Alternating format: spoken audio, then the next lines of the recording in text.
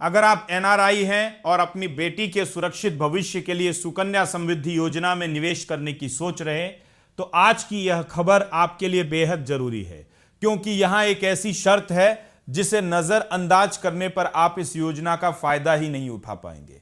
सवाल है कि क्या एनआरआई माता पिता अपनी बेटी के नाम पर सुकन्या समृद्धि खाता खोल सकते हैं, और अगर खाता खोलने के बाद आप विदेश चले जाएं तो खाते में जमा पैसे का क्या होगा। आज की पूरी खबर में आपको इन सभी सवालों का सीधा और आसान जवाब मिलेगा। सबसे पहले सबसे बड़ा सवाल, अगर माता पिता एनआरआई है तो क्या वे अपनी बेटी के नाम पर नया सुकन्या समृद्धि खाता खोल सकते हैं।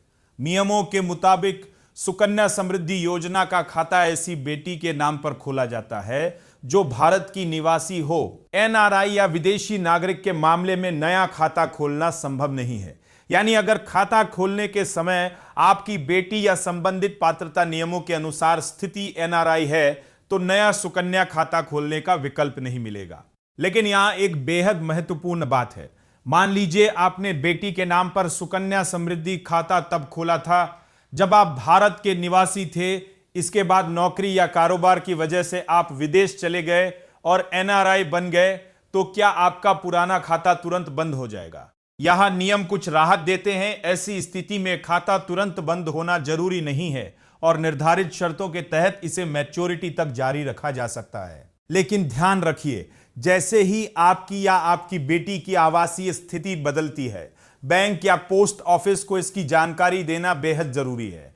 इसलिए विदेश जाने के बाद अपने खाते की स्थिति को लेकर लापरवाही बिल्कुल न करें। बैंक या पोस्ट ऑफिस को समय पर जानकारी देना आपके लिए बेहद महत्वपूर्ण है। अब बात करते हैं इस योजना के सबसे आकर्षक हिस्से की, यानी ब्याज और टैक्स बेनिफिट की। आपके दिए गए आंकड़ों के मुताबिक इस समय सुकन्या समृद्धि योजना पर सालाना 8.2% ब्याज बताया गया है। ब्याज दर सरकार समय समय पर तय करती है, इसलिए निवेश करने से पहले मौजूदा दर जरूर जांच लें। इस योजना में बेटी के नाम पर एक वित्तीय वर्ष में न्यूनतम 250 रुपए और अधिकतम 1,50,000 रुपए तक जमा किए जा सकते हैं। खाता बेटी की उम्र 10 साल होने से पहले खोला जा सकता है। खाते में रकम जमा करने की अवधि 15 साल तक होती है, जबकि खाता खुलने के बाद 21 साल में मैच्योर होता है। यानी अगर आपकी बेटी अभी छोटी है और आप लंबे समय के लिए उसके भविष्य का फंड तैयार करना चाहते हैं तो यह योजना एक विकल्प हो सकती है। लेकिन एनआरआई परिवारों के लिए सबसे जरूरी बात यही है कि नया खाता खोलने की पात्रता और मौजूदा खाते की स्थिति अलग अलग हो सकती है। इसलिए केवल ब्याज दर देखकर फैसला न ले, बल्कि अपने और बेटी के आवासीय दर्जे के आधार पर नियम जरूर समझे। और अब सबसे जरूरी बात, अगर आपका पहले से सुकन्या समृद्धि खाता है और आप विदेश जाने की तैयारी कर रहे हैं तो बैंक या पोस्ट ऑफिस को अपनी स्थिति में बदलाव की जानकारी देना न भूलें। साथ ही मैच्योरिटी और भुगतान से जुड़े नियम भी पहले से समझ लें, ताकि बाद में पैसे को लेकर कोई परेशानी ना हो। तो कुल मिलाकर एनआरआई माता पिता के लिए नया सुकन्या समृद्धि खाता खोलने के नियम अलग है, जबकि पहले से खुले खाते की स्थिति अलग हो सकती है। इसलिए किसी भी कदम से पहले अपने बैंक या पोस्ट ऑफिस से वर्तमान नियमों की पुष्टि जरूर करें।